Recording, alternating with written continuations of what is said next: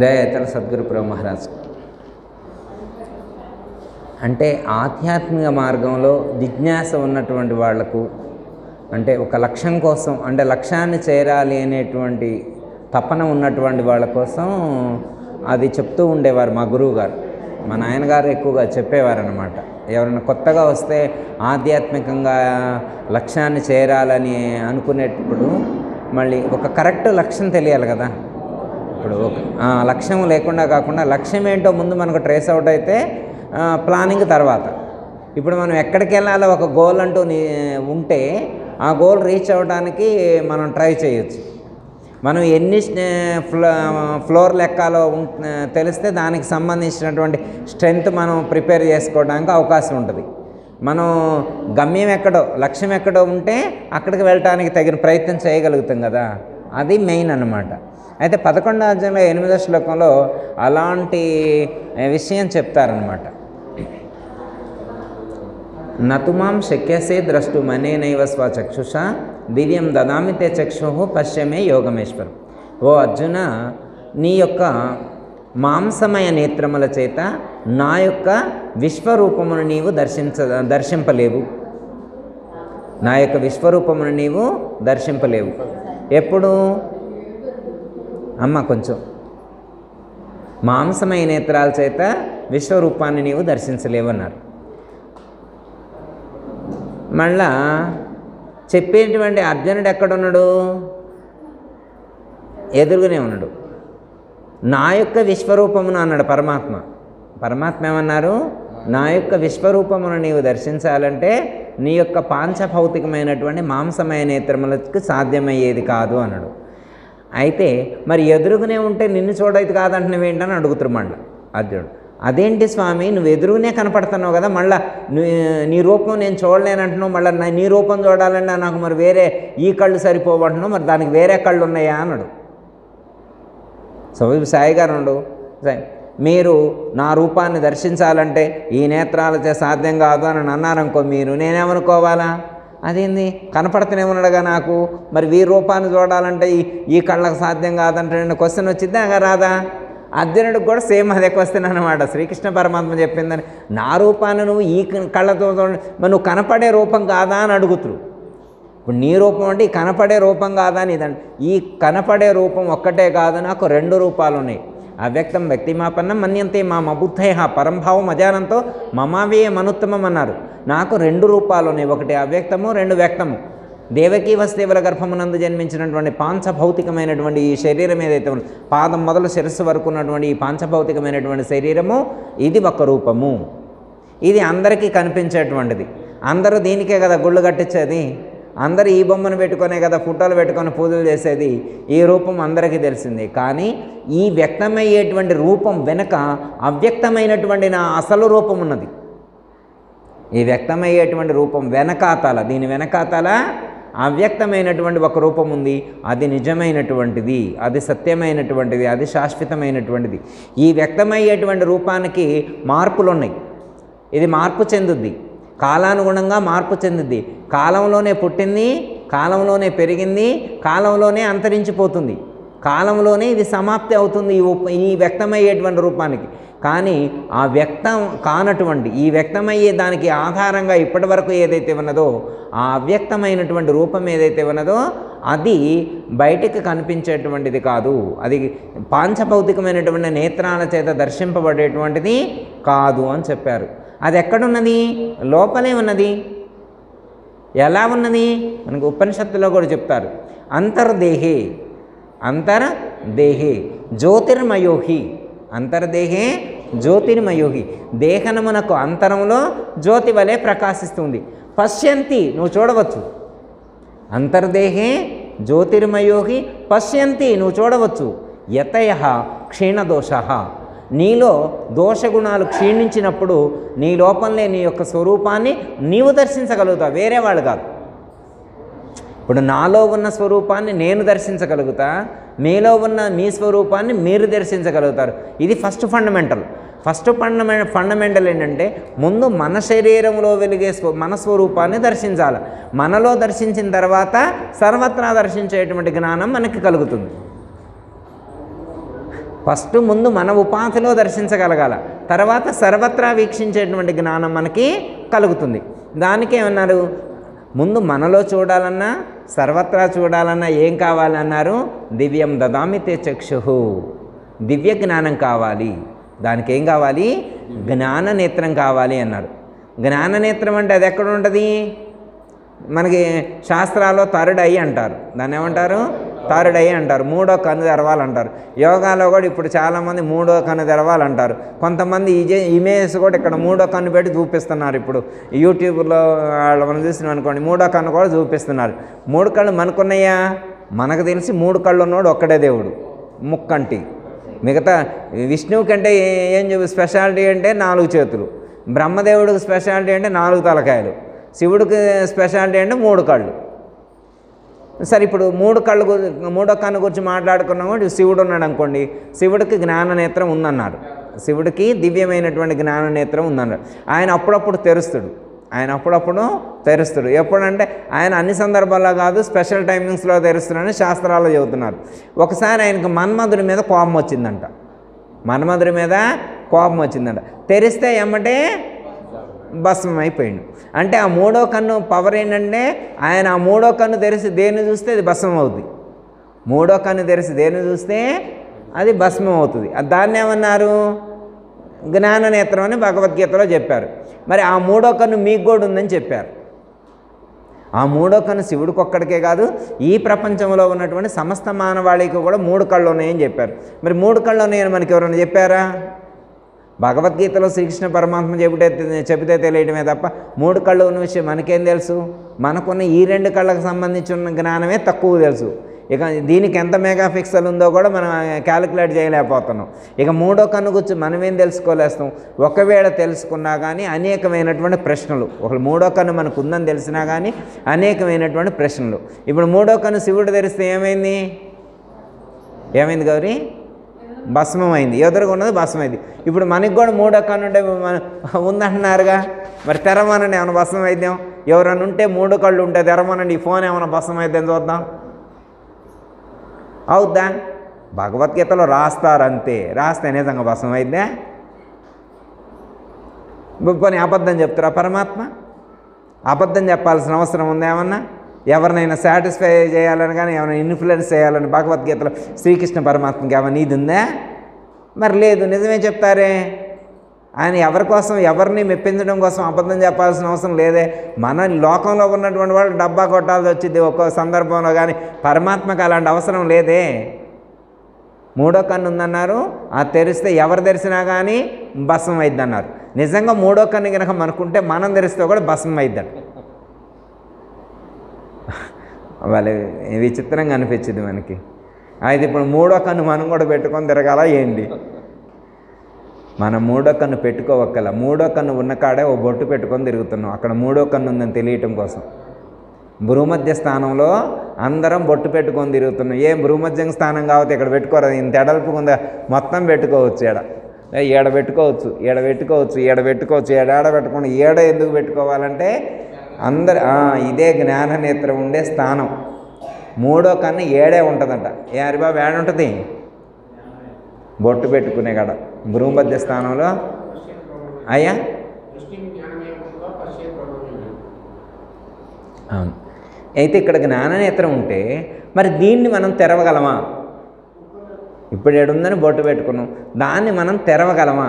అంటే తెరవడం అంటే దీన్ని ఏమైనా సర్జరీ చేసి ఇట్లా ఓపెన్ చేయాలా? అమ్మ జ్ఞాననేత్రం తెరవాలన్నారు, చెప్తే అలా ఒక కత్తి తెచ్చుకోండి కోసుకుందామని అర్థమా? అంటే కన్ను అంటే అది భౌతికమైనటువంటి పదార్థం కాదు, జ్ఞానమే. మనలో ఉన్న తెలివి ఏదైతే ఉన్నదో, జ్ఞానం ఏదైతే ఉన్నదో ఆ జ్ఞానమే నేత్రంగా వర్ణించి చెప్పారు. ఆ జ్ఞానాన్ని నేత్రంగా మనకు వర్ణించి చెప్పడం అనేటువంటిది జరిగింది. ఆ జ్ఞానం ఎవరికైతే, ఏ జ్ఞానం? ఆ జ్ఞానం అంటే ఈ జ్ఞానం అంటే ఇది ప్రకృతి సంబంధమైనటువంటిది, ప్రాకృతికమైనటువంటి జ్ఞానం. ఇది ప్రాకృతికమైనటువంటి జ్ఞానం. ఆ జ్ఞానం అప్రాకృతికమైనటువంటి, అభౌతికమైనటువంటి, అలౌకికమైనటువంటి ఆత్మజ్ఞానం. అది ఎవరైతే అలౌకికమైనటువంటి ఆత్మజ్ఞానం కలుగుతుందో వాళ్లకు ఇది భస్మమవుతుంది అనేటువంటి జ్ఞానం దృఢమవుతుంది. అంటే ఇదంతా భస్మమయ్యేదే అనేటువంటి జ్ఞానం కలుగుతుంది వాళ్ళకు. ఇదంతా భస్మమయ్యేదే అనే జ్ఞానం కలుగుతుంది. అంటే జ్యోతి వలె ప్రకాశిస్తుంది, అలా తెలుసుకుంటారు అంటారు. అన్ని చోట్ల అది జ్యోతిలా కనిపించదు, కొన్ని చోట్ల మాత్రమే జ్యోతి స్వరూపంగా కనిపిస్తుంది. ఫర్ ఎగ్జాంపుల్, కరెంటు వైర్ ఉందనుకోండి, ఇక్కడ దాకా తీసుకొచ్చారు, ఇక్కడ బల్బు ట్యూబ్ లైట్ పెట్టారు, వెలుగుతుంది, ఇక్కడ వెలుగుతుంది. ఈ వెలుగు ఆడి నుంచి వచ్చింది, ఆ బోర్డులో నుంచి వచ్చింది అనుకోండి. ఈ వెలుగు ఆడి నుంచి వచ్చింది, బోర్డులో నుంచి వచ్చింది. ఆ బోర్డులో నుంచి ఈ వెలుగు ఎడదాకా ఎట్లా వచ్చింది? మధ్యలో వైర్ ఉంది, మధ్యలో వైర్ ఉంది. ఇప్పుడు మధ్యలో ఆ వైర్ కాడ ఇక్కడ వెలుగుంది అంటే పిల్లగాడిని చూపెట్టి ఇక్కడ వెలుగుతుందిరా, వెలుగుందంటే నమ్ముతురా? చిన్న పిల్లగాడిని పిలిచి ఇక్కడ కూడా వెలుగుద్దంటే నమ్ముతురా? నేను నమ్మను అంటాడు, నేను నమ్మను అంటాడు. ఎందుకని నమ్మడు? అక్కడ వెలుగు కనపట్టలేదు, వ్యక్తం అవ్వట్లేదు. అదే అప్పుడు వాడు గట్టిగా అడిగిండు అనుకో, ఛాలెంజ్ అంటే ఛాలెంజ్ అన్నప్పుడు మనం కట్ చేసి అక్కడ ఒక కనెక్షన్ ఇచ్చి అక్కడ ఒక లైట్ పెట్టామనుకోండి, వెలుగుద్దా ఎలగదా? అక్కడ వెలుగుతుందనే జ్ఞానం మనకుందా లేదా? అక్కడ వెలుగుతుందనే విషయాన్ని ఎలా గుర్తించాం మనం?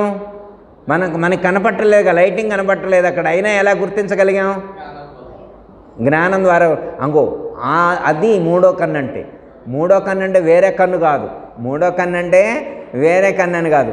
అంటే ఆ వైరులో కూడా ఆ విద్యుత్ ప్రసరిస్తుంది అనేటువంటి జ్ఞానం మనకుంది. ఇంకొక క్వశ్చన్ ఇట్లా చెప్తూ ఉంటే సర్వత్రా వెలుగుతుందంటే ఒక ఆయన అన్నాడు, ఇది కరెంటుకు వచ్చాయి, గాలిలో నుండి కరెంటు ఉత్పత్తి అవుతుందని చెప్పిండు. గాలిలో నుండి అంటే ఎయిర్ ద్వారా విద్యుత్ లైట్ వెలుగుద్ది అన్నాడు, గాలి ద్వారా లైట్ వెలుగుద్ది అన్నాడు. ఎమ్మటే ఆయన ఏం చేసిందంటే ఒక వైరు తీసుకొచ్చి ఒకవైపు బల్బు పెట్టి ఇంకొక వైపు 2 వైర్లు ఉంటాయి, అవి తీసుకెళ్ళి గాలికి పెట్టిండు, ఫ్యాన్కి వెళ్ళి తిప్పిండు, వెలగట్లేదుగా అన్నాడు.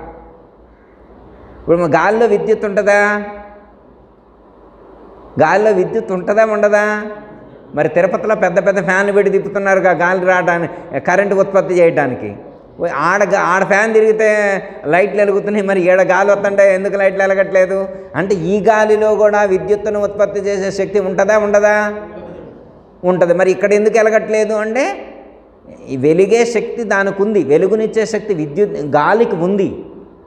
బల్బును వెలిగించే శక్తి గాలికైతే ఉంది, కానీ ఇలా పెడితే రాదు. దానికి ఒక ప్రాసెస్ ఉంది, ఒక ప్రాసెస్ చేస్తే ఈ గాలి కూడా వెలిగించగలుగుతుంది ఈ బల్బుని.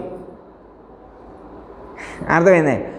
నీళ్లలో నుంచి కరెంట్ వచ్చింది అన్నాడు హరిబాబు, నీళ్లలో నుంచి కరెంట్ వచ్చిందని హరిబాబు అన్నాడు. వాళ్ళు లోకేష్ అన్నాడు అట్టెట్లు వచ్చింది అన్నాడు, లోకేష్ అట్లా వచ్చింది అన్నాడు. నిజమే అన్నాడు. వాడు లోకేష్ ఏం చేసిందంటే సేమ్ ఇదే అనమాట, ఇటువైపు హోల్డర్ బల్బు పెట్టి తీసపోయి ఓ బకెట్లో నీళ్లు పట్టి నీళ్లలో వైర్లు పెట్టిండు, ఎలగట్లేదే అన్నాడు. మరి ఎలుగుద్దా? ఎలిగే శక్తి నీళ్లకు అంటే మరి నీళ్లతోటే కరెంట్ వస్తుంది అన్నప్పుడు మరి నీళ్లలో కరెంట్ ఉంటే పట్టుకుంటే షాక్ కొట్టాలి కదా, మరి వైర్లు పెడితే బల్బు ఎలగాలి కదా, ఎలగట్లేదు కదా, మరి నీళ్ళకి శక్తి లేదని అర్థమా? నీళ్ళకి శక్తి లేదా? నీళ్ళకి వెలుగునిచ్చే శక్తి లేదా? ఉంది, కానీ మరి ఎందుకు ఎలగట్లేదు అంటే ఈ విధంగా వెలగదు, దానికి ఒక ప్రాసెస్ ఉంది.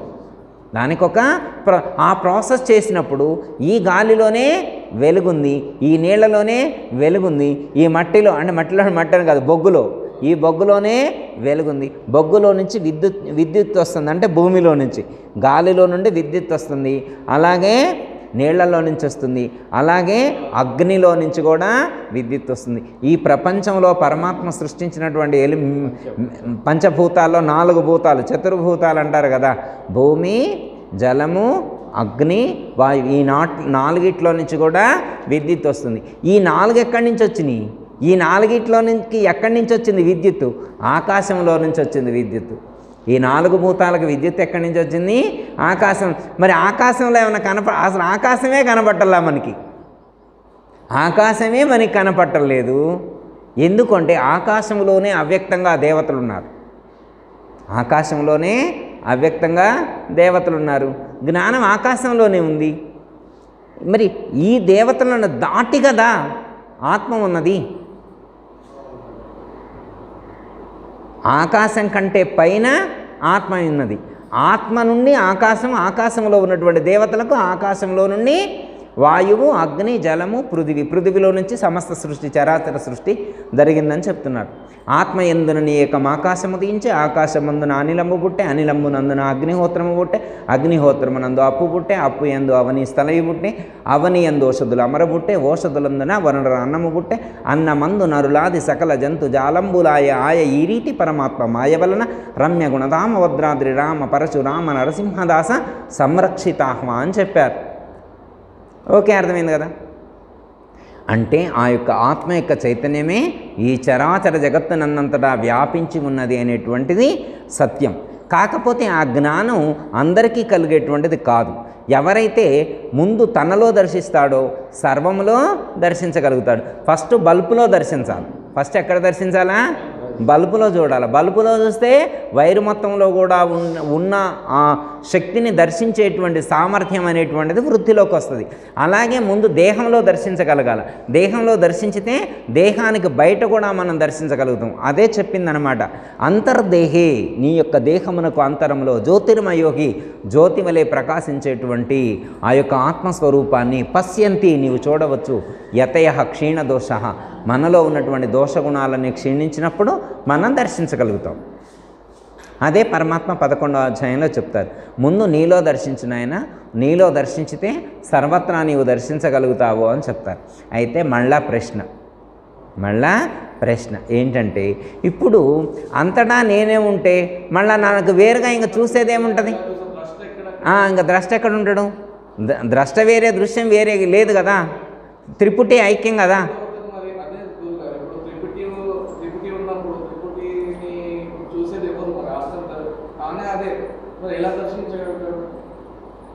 ఓకే, అదే కదా క్వశ్చన్. ఇప్పుడు ఆత్మదర్శనం అనేది అబద్ధం నేను చెప్తున్నాను.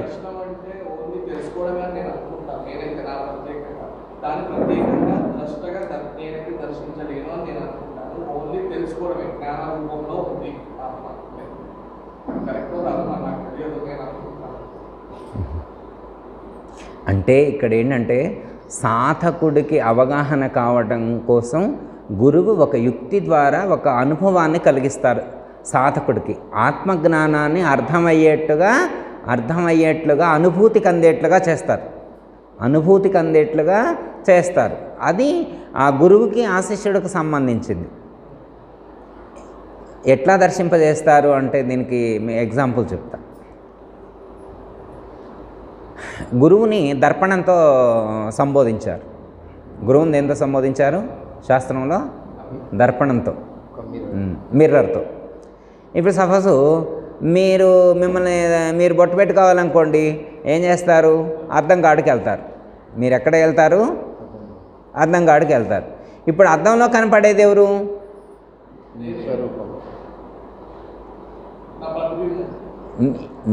ఏదైనా చెప్పండి. ఇప్పుడు అద్దం ఒకటి పెట్టారు, మీరు అద్దం దగ్గరికి వెళ్ళి నిల్చున్నారు. ఇప్పుడు అద్దంలో ఉన్నది ఎవరు? వారు చెప్పాలి. ఇప్పుడు అద్దంలో ఉన్నది ఎవరు? మీరు. మీ అద్దం ఉంటేనే మీరుంటారా? అద్దం లేకపోయినా మీరుంటారా? ఉండరా? అద్దం లేకపోయినా మీరుంటారు. కానీ అద్దం యొక్క అవసరం మీకెందుకు వచ్చింది?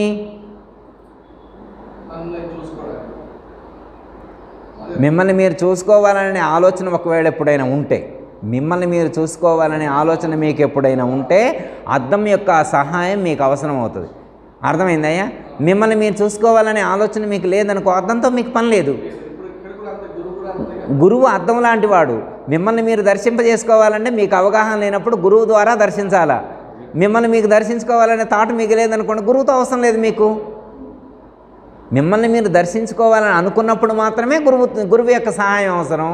మీకు ఆ జ్ఞానం ఉందనుకోండి, అద్దం లేకుండా కూడా బొట్టు పెట్టుకునే స్కిల్స్ మీకున్నాయి అనుకోండి, అద్దం లేకుండానే పౌడర్ వేసుకునే స్కిల్స్ మీకున్నాయి అనుకోండి, అద్దం లేకుండానే పెయింట్ అది ఏమంటారు ఫేరన్ అన్ని రాసుకునే స్కిల్స్ మీకున్నాయి అనుకోండి, ఇక అద్దంతో పనే ఉంది. ఫంక్షన్కి వెళ్తున్నారు అనుకోండి, ఫంక్షన్కి వెళ్ళే వాళ్ళు అద్దం కాడికి వెళ్తారా? అందరూ అద్దం కాడికి వెళ్తారా? అందరూ ఇన్ని సంవత్సరాల నుంచి వాడుతున్నారు అద్దం. ఎంత ఎక్స్పీరియన్స్ ఉంది, ఎంత ఫేరన్ లవ్లీ పెట్టిద్దో తెలియదా, ఎంత పౌడర్ పట్టిద్దో తెలియదా, బొట్టు ఎక్కడ పెట్టుకోవాలో తెలియదు, దానికోసం అద్దం కావాలా?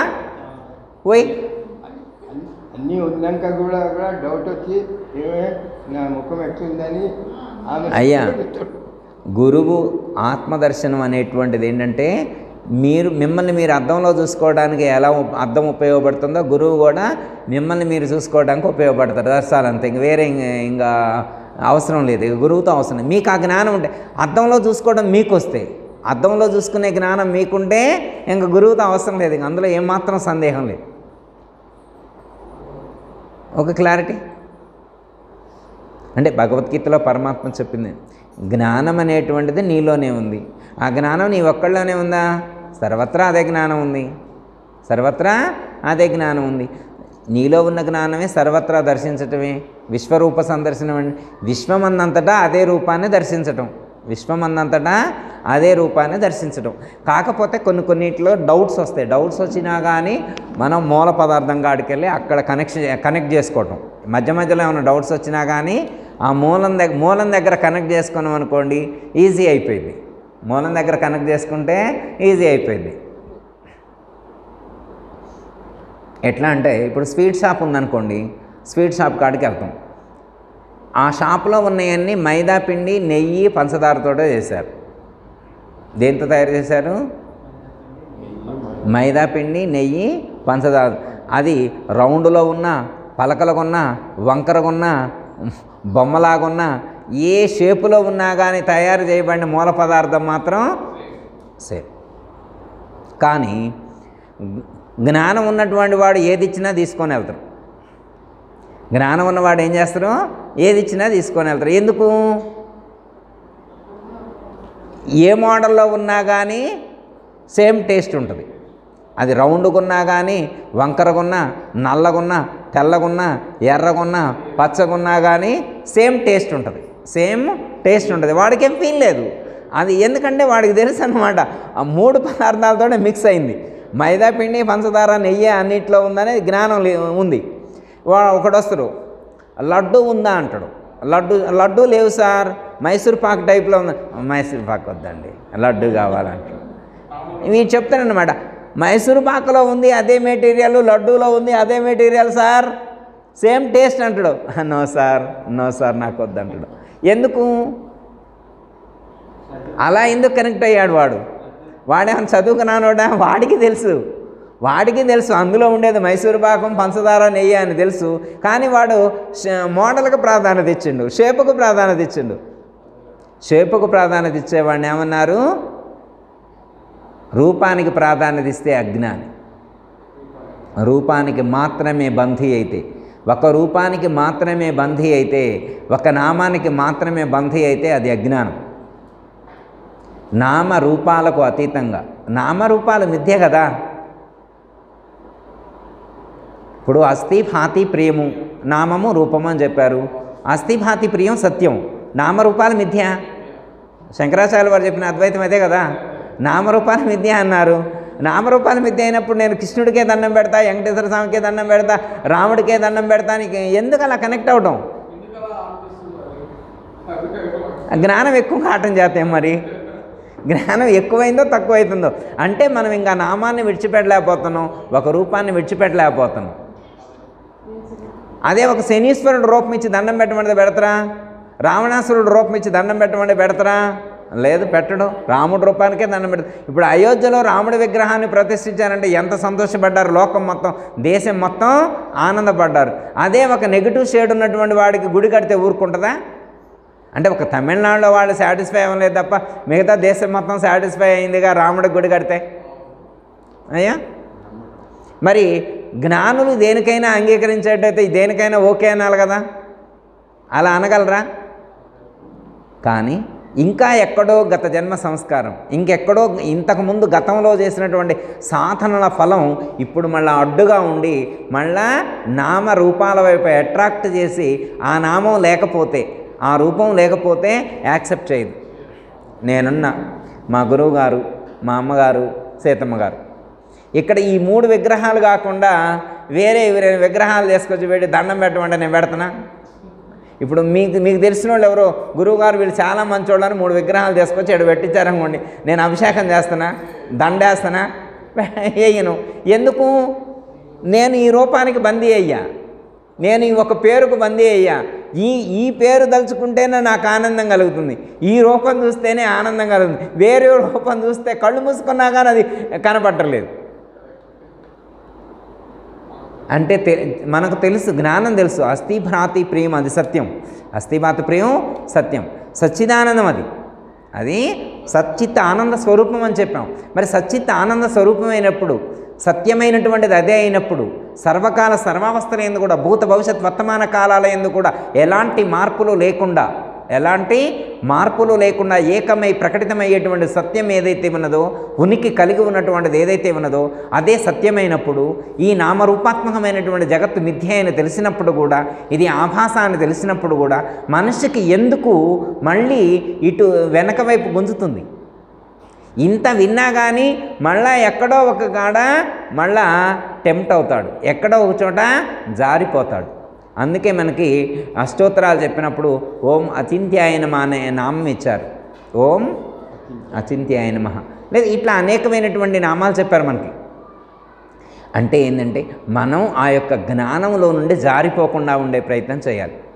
జారిపోయినా మళ్ళా పైకి వెళ్ళాలి, జారిపోయినా మళ్ళా పైకి వెళ్ళాలి. చూడండి, అందరిలో ఆత్మస్వరూపం ఉందని విన్నావా లేదా?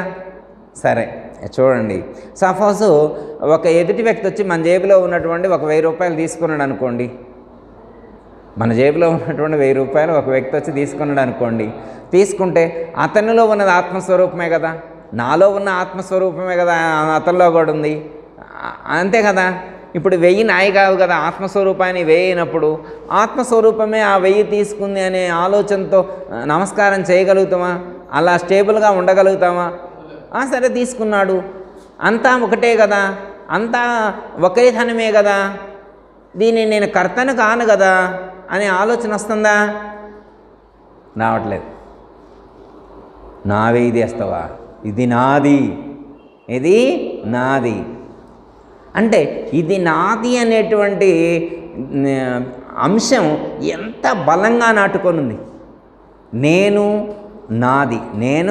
నాది అనేది బలంగా నాటుకొని, మరి అలా అంటాం తప్ప? రైట్. మనం ఒక శరీరాన్ని ధరించుకున్న గృహస్థుగా ఉన్నప్పుడు మన దగ్గరకు వచ్చి తీసుకున్నప్పుడు మనం ఇది నాది అని చెప్పాలి, వ్యవహారికంగా చెప్పాలి. కానీ మనసులో మాత్రం ఇది పరమాత్మదే, ఇది ఇక్కడ విడిచిపెట్టిపోయేదే, ఇది సత్యం కాదు, ఇది నశించేదే అనే భావన లోపల అలా ఉండాలి. లోపల అలా ఉండి బయటికి నటించాలి.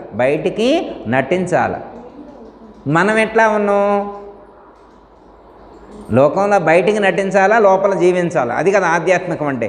లోపల సత్యంతో అనుసంధానమై జీవించాలా, బయటికి నటించాలా, ఈ ప్రేమ నటించాలన్నాడు. అంత ఉత్తదే అని నటించాలి. మనం అలా నటించగలుగుతామా? ఇప్పుడు ఎట్లా ఉందంటే లోపల నటిస్తూ బయటికి జీవిస్తున్నారు.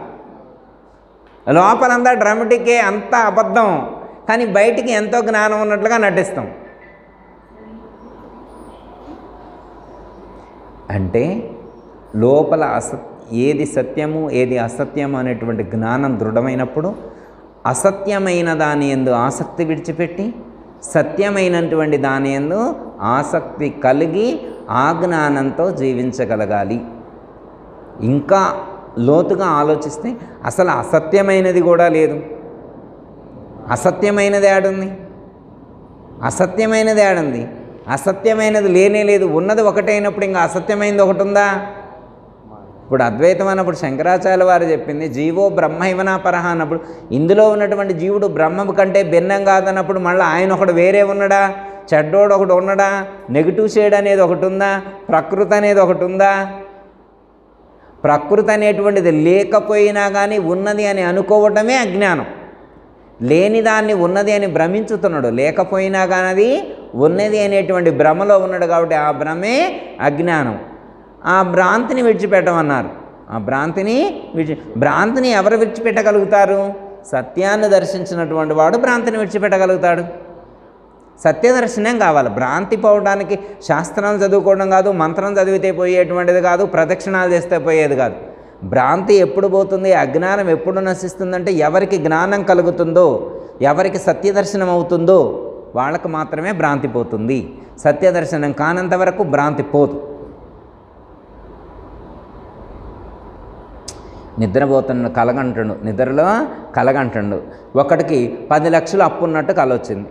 వాడు బయట కోటీశ్వరుడు, 100 కోట్లకు ఆసామి, 100 కోట్లకు యజమాని. నిద్రపోతే కల వచ్చింది, ఎవరికో 10 లక్షలు ఇవ్వాలా, ఏమీ లేని పరిస్థితిలో ఉన్నాడు. ఒకటే బాధపడుతున్నాడు, ఒకటే తపన పడుతున్నాడు, ఎట్లా ఎట్లా ఎట్లా ఎట్లా అని కలలోనే ఏడుస్తున్నాడు, కల్లోనే ఇప్పుడు వాడు 10 లక్షలు లివ్వని అప్పు ఇవ్వాలని ఏడవడం అబద్ధమా? కలలో ఏడవడం అబద్ధమా? కలలో ఉన్నంత వరకు నిజమే. ఇప్పుడు బయటకు వచ్చి మేలుకొన్నాడు, ఇప్పుడు మేలుకుంటే 10 లక్షలు నిజమా అబద్ధమా? అబద్ధం కదా. అంటే కలలో దోచబడింది అబద్ధం అని తెలిసింది. ఇప్పుడు మనకి జాగ్రత్త అవస్థ ఎప్పుడు కలుగుతుంది? భూమధ్య స్థానంలో విశ్వడు భూమధ్య స్థానంలో ఉన్నప్పుడు జాగ్రత్త అవస్థ కలుగుతుంది. ఇప్పుడు మనం కంఠస్థానంలోకి సుషుప్తిలోకి లేకపోతే హృదయ స్థానంలోకి వెళ్ళామనుకోండి, స్వప్నావస్థ సుషుప్తావస్థ కలుగుతుంది అనుకోండి. ఇప్పుడు మనకి కనిపించినటువంటి ఈ శరీరం కానీ, ఈ చుట్టాలు, ఈ బంధాలు, ఈ ఉన్నటువంటి ధనము, ఆస్తులు, పాస్తులు, ఉద్యోగాలు, వ్యాపారాలు, ఇదంతా నిజమా కాదా? ఇదంతా అప్పుడు స్పృహలోకి ఉంటుందా? ఇదంతా స్ఫురణలో ఉండదు, స్పృహే ఉండదు. ఇది ఉన్నదనే విషయం కూడా స్పృహ ఉండదు. మళ్ళీ జాగ్రత్త అవస్థలోకి వస్తేనే ఇది ఉంటుంది.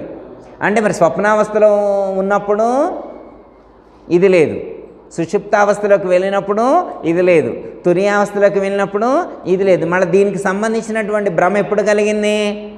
మళ్ళీ జాగ్రత్తలోకి వస్తేనే కలిగింది. ఇప్పుడు ఏది సత్యం? ఇప్పుడు జాగ్రత్తలో ఉన్నప్పుడు కలిగిన జ్ఞానం సత్యమా? స్వప్నంలో కలిగినటువంటి జ్ఞానం సత్యమా? సుషుప్తిలో కలిగినటువంటి జ్ఞానం సత్యమా? తురీయంలో కలిగినటువంటి జ్ఞానం సత్యమా? అవస్థలతో సంబంధం లేకుండా ఉన్నది నిజమా? అవస్థలతో సంబంధం లేకుండా ఉన్నది నిజమైనప్పుడు మరి అవస్థలకు భ్రాంతి పడటం ఎందుకు? అవస్థలకు కనెక్ట్ అవ్వడం ఎందుకు? జాగ్రత్త అవస్థలో ఇదంతా సత్యమని అనుకోవడం ఎందుకు?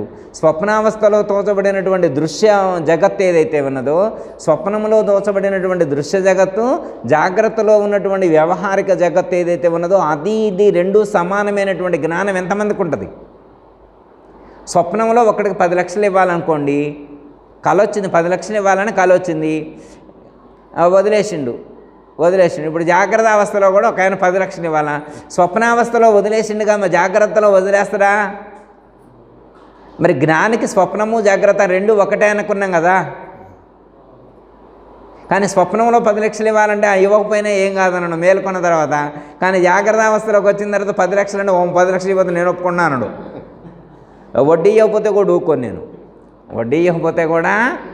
మరి ఈ ప్రపంచం మొత్తం అవస్థల మీదనే ఆధారపడి ఉన్నది అనేటువంటి జ్ఞానం కలిగినప్పుడు, అవస్థలకు అతీతంగా నేనున్నాను అన్నప్పుడు, మళ్ళీ అవస్థల్లో చిక్కుకొని అవస్థల్లో కలిగేటువంటి విషయాలతో కానీ వ్యవహారాలతో కానీ ముడిపెట్టుకొని మళ్ళీ చింతించడం ఎందుకు?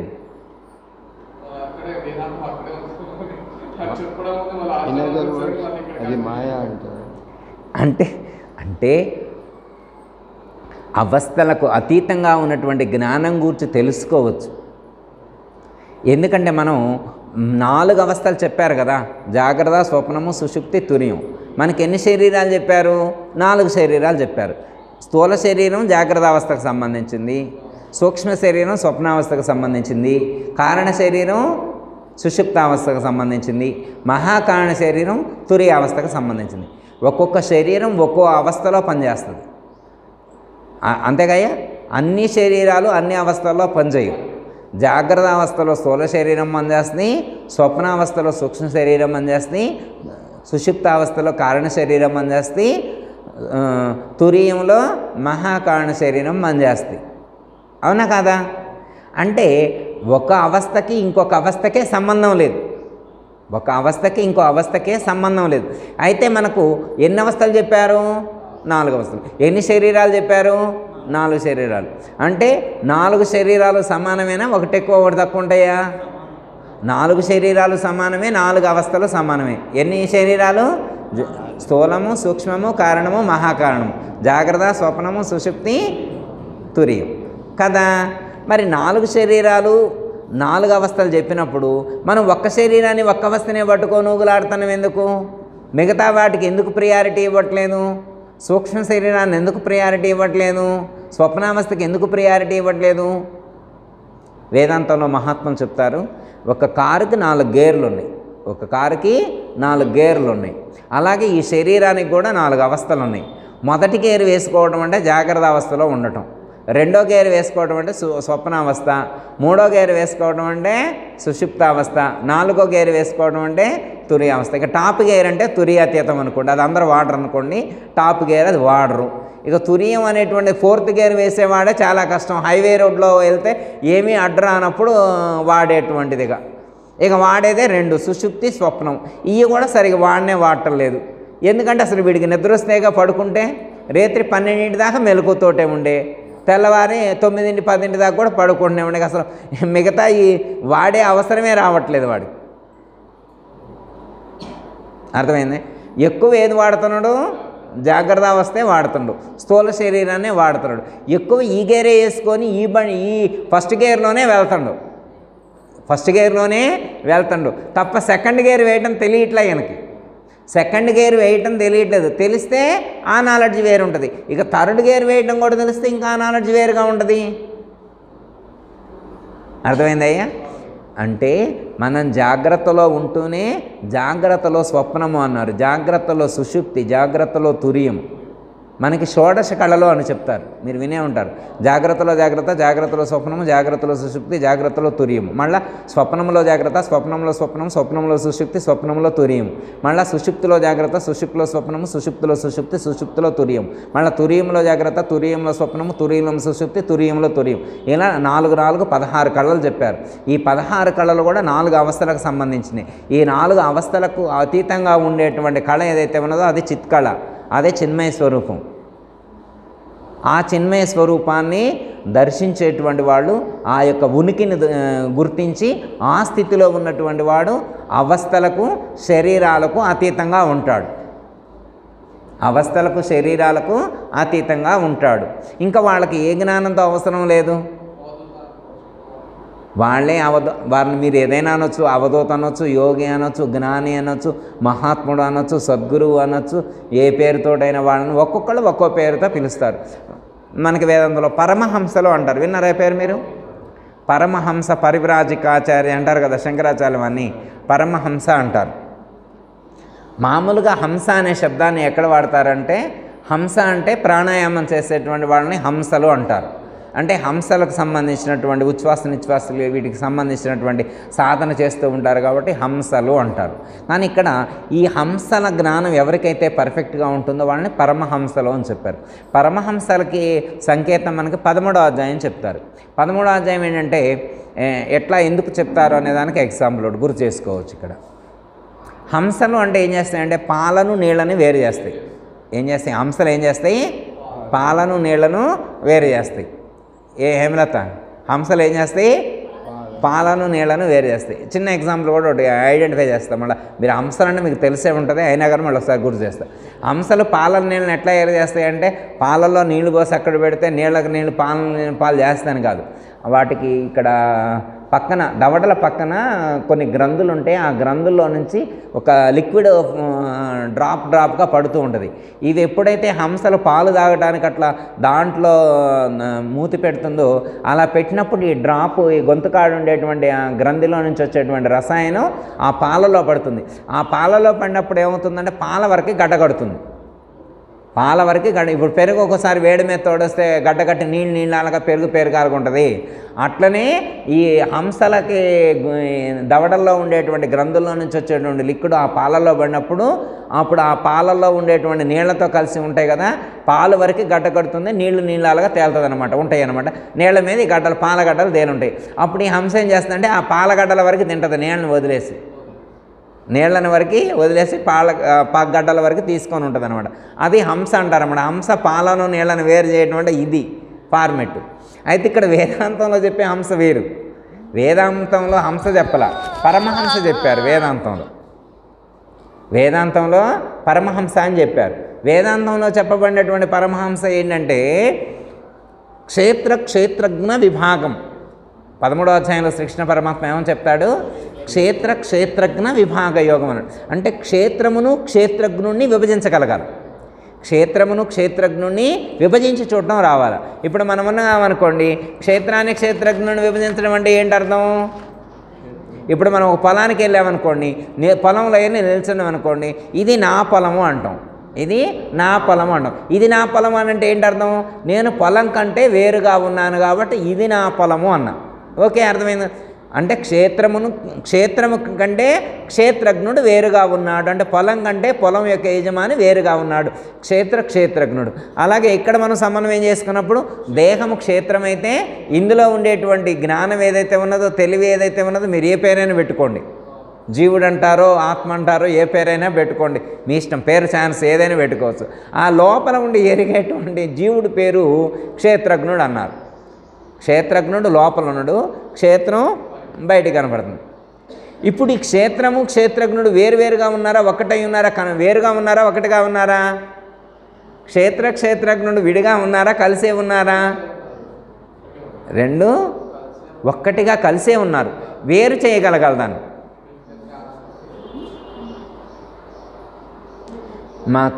మనకి ఒక పాట చదివేవాళ్ళు మహాత్ములు పెద్దలు పూర్వకాలంలో, చందమామ చందమామ ఈ సంధి తెలిపే జ్ఞానులెవరే చందమామ అని పాట పాడేవాళ్ళు, మీరు కూడా వినే ఉంటారు.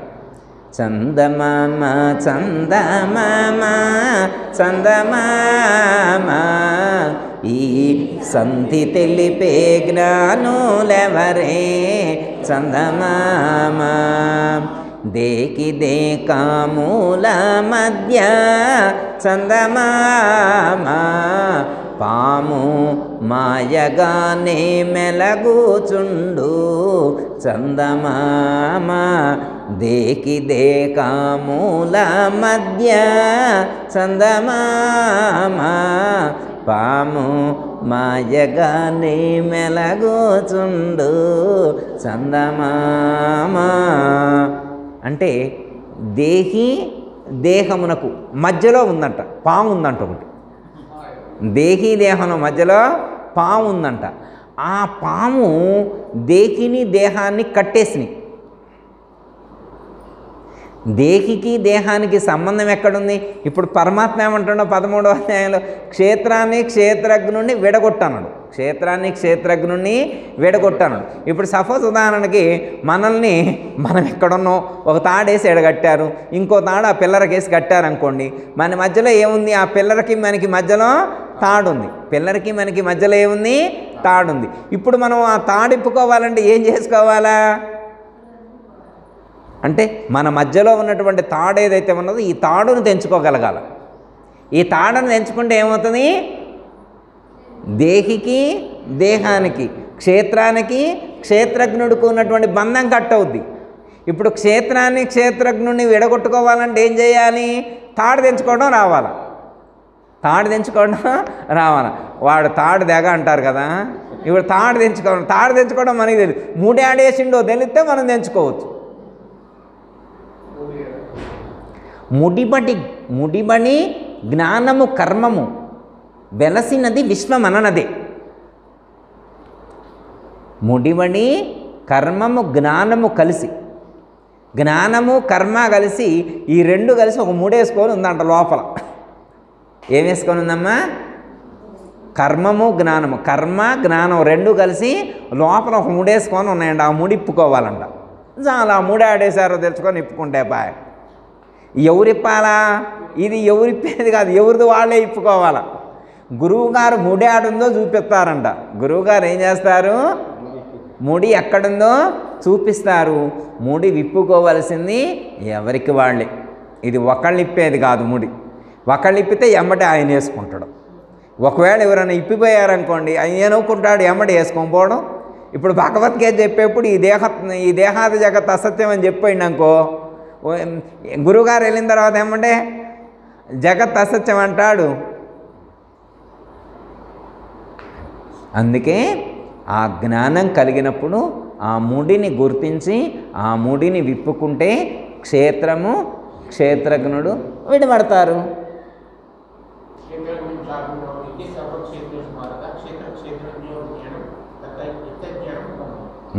అంటే మరి సమస్త క్షేత్రాల యందు ఉన్నది అదే జ్ఞానం.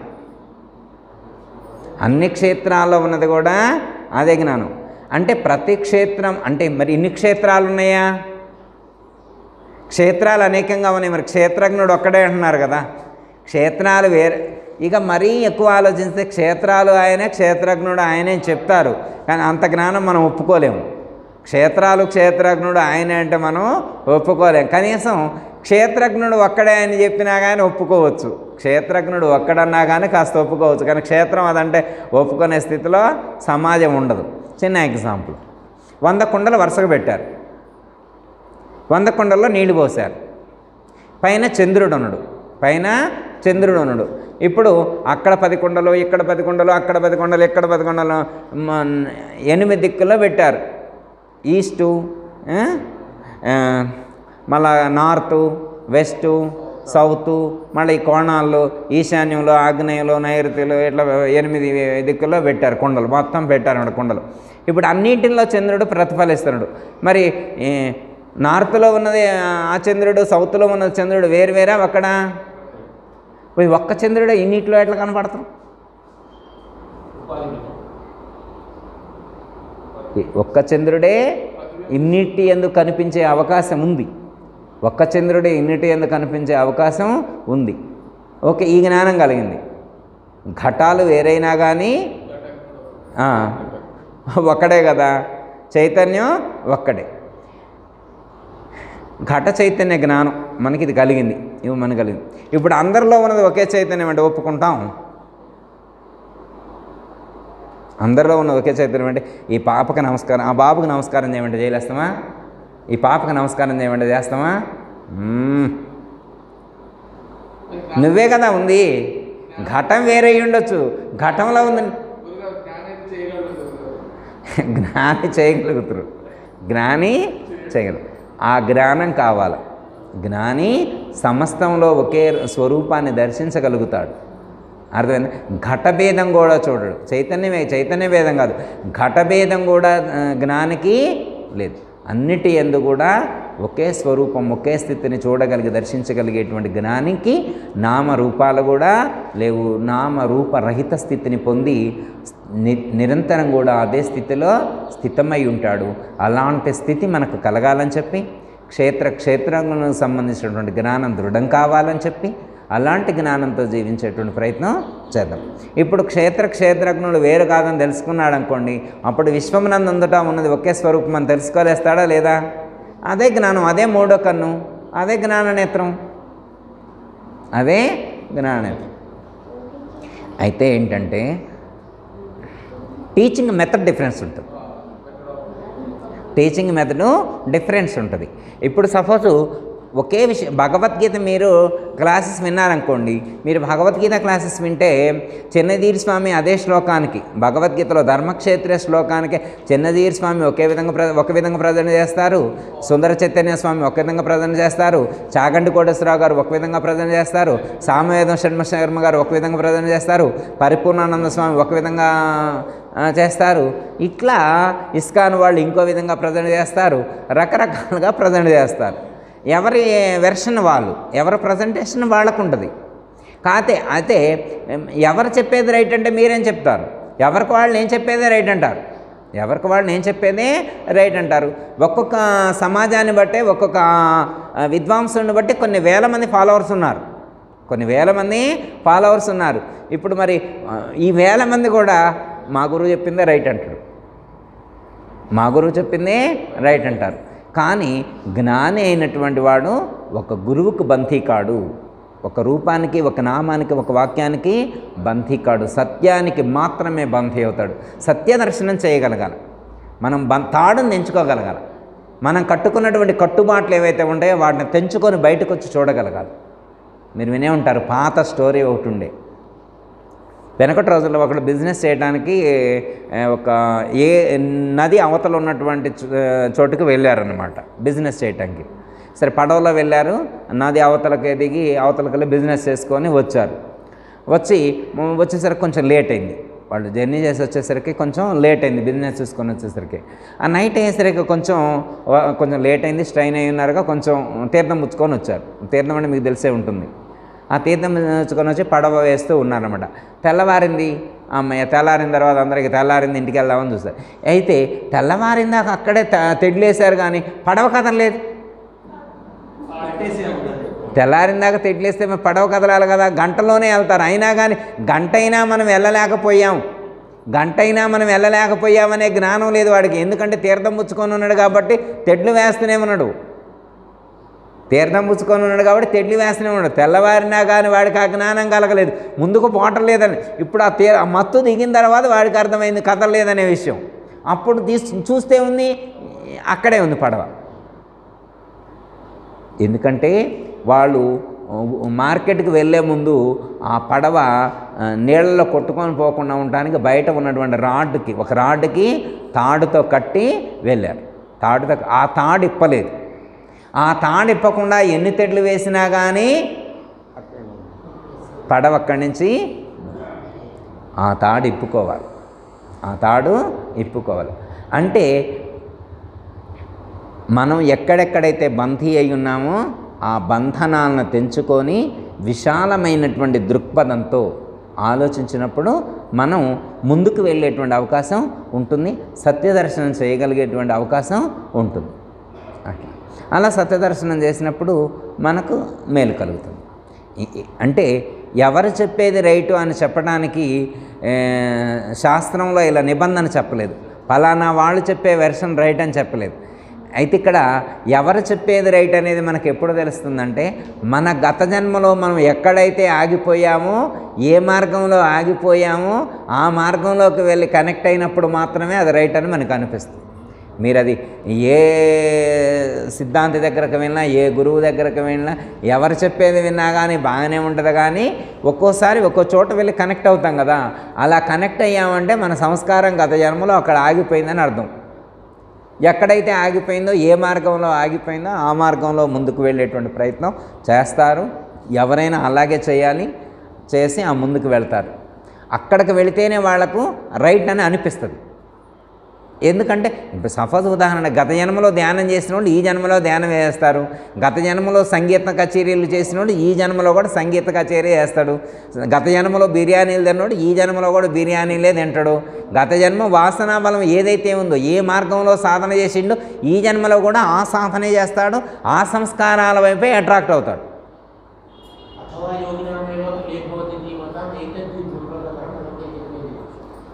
ఓకే.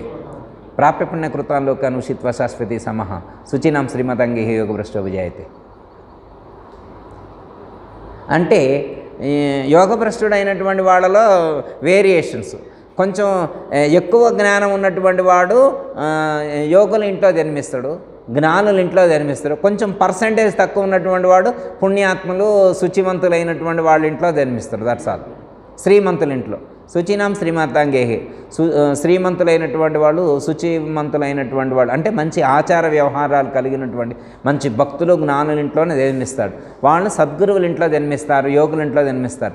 ఎందుకు కాన్సెప్ట్ ఏంటి డిఫరెన్స్ అంటే, యోగుల ఇంట్లో పడితే నీ ప్రమేయం లేకుండా, నీ ప్రయత్నం లేకుండానే జ్ఞానం చెవిలో పడుతుంటుంది. ఇప్పుడు ఒక పండిట్ ఇంట్లో ఒక పిల్లవాడు పుట్టాడు అనుకోండి, వాళ్ళు ప్రొద్దుటే లేచిన కాడి నుంచి ఆ వేదం చదువుతూ ఉంటారు. వీడికి ఇష్టం ఉన్నా లేకపోయినా అది చెవిలోనే పడుతుంటుంది. వీడికి ఇష్టం ఉన్నా లేకపోయినా చెవులని, వాడి అదృష్టం అలా ఉంటుంది. కొన్ని సందర్భాలు కొన్ని ఇళ్లలో చూడండి, మనకిష్టం లేకపోయినా కొన్ని సినిమాలు పెడతారు, మనకిష్టం లేకపోయినా కొన్ని సీరియల్స్ పెడతారు, మనకిష్టం లేకపోయినా కొన్ని ప్రోగ్రామ్స్ పెడతారు. అంటే వాళ్ళ కర్మ బట్టి, వాళ్ళ సంస్కారాన్ని బట్టి అదే అట్రాక్ట్ అవుతుంటుంది. అట్లనే యోగునింట్లో పుట్టినటువంటి వాడు జ్ఞానాన్ని సముపార్జించుకుంటాడు, ఇష్టం ఉన్నా లేకపోయినా. అంటే 80% 90% డ్రాప్, సాధన చేసిన తర్వాత డ్రాప్ అయితే యోగుల ఇంట్లో జన్మిస్తారు. ఇప్పుడు 90% సాధన చేసినాం అనుకోండి, 10% మిగిలి ఉన్నప్పుడు శరీరాన్ని, యోగభ్రష్టుడైతే శరీరాన్ని విడిచిపెడితే నెక్స్ట్ జన్మలో సద్గురువుల ఇంట్లో కానీ, యోగుల ఇంట్లో కానీ, మహాత్ముల ఋషుల ఇంట్లో జన్మిస్తాడు. అదే 50% 40% ఫుల్ఫిల్ అయిపోతే, మధ్యలో డ్రాప్ అయిపోతే శుచీనాం శ్రీమతాంగే, ఆచారవంతులైనటువంటి వాడి ఇంట్లో జన్మిస్తారు. ఇక 20% అయినటువంటి వాడు ఏడైనా పుట్టవచ్చు, చెప్పలేము. ఇక వాడి అదృష్టం మీద ఆధారపడింది. కొన్ని రోజులు అది, కొన్ని రోజులు ఇది సాధన చేస్తూ చల్తీగాడి పోతే పోతాడో, లేకపోతే ఆగితే ఆగుతాడు, చెప్పలేము. అట్లా జయ సద్గురు ప్రభు మహారాజుకు జయ. గురుర్ బ్రహ్మ గురుర్ విష్ణు గురుర్ దేవో మహేశ్వర, గురు సాక్షాత్ పరబ్రహ్మ తస్మై శ్రీ గురు.